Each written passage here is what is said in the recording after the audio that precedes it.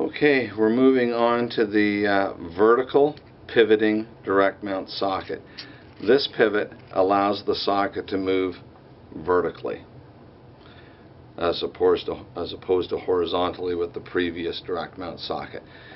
Where we want to use this, if we're mounting to a frame that's on an angle, we don't want our vertical bar on an angle.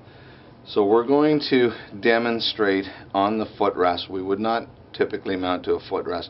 I just want to show the angle of the mount. So if this was a solid frame and this wasn't able to wiggle and that was the shape that we had to mount on, this is where we would possibly use the vertical direct mount socket.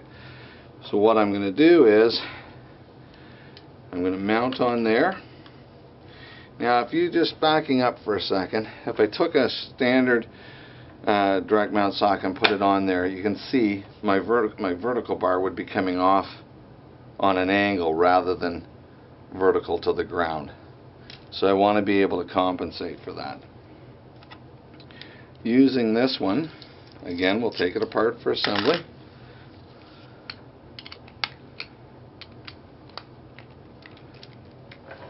Now I can mount the ring on here anywhere I want. Let's say, we'll mount it down there for this demonstration. So I'm going to put my ring on here.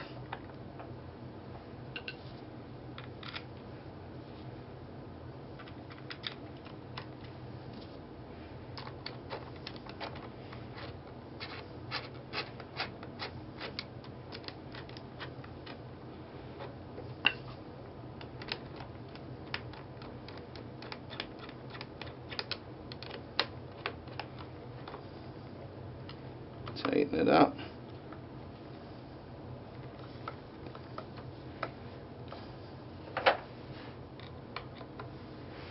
Okay.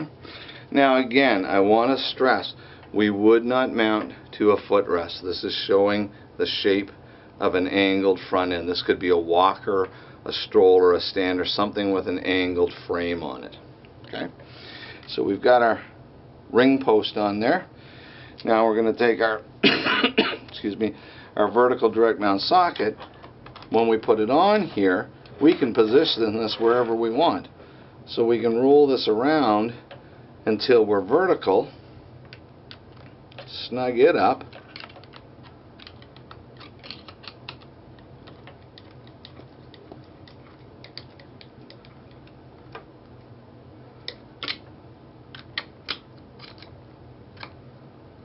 where we want it, lock it up, put our cap on,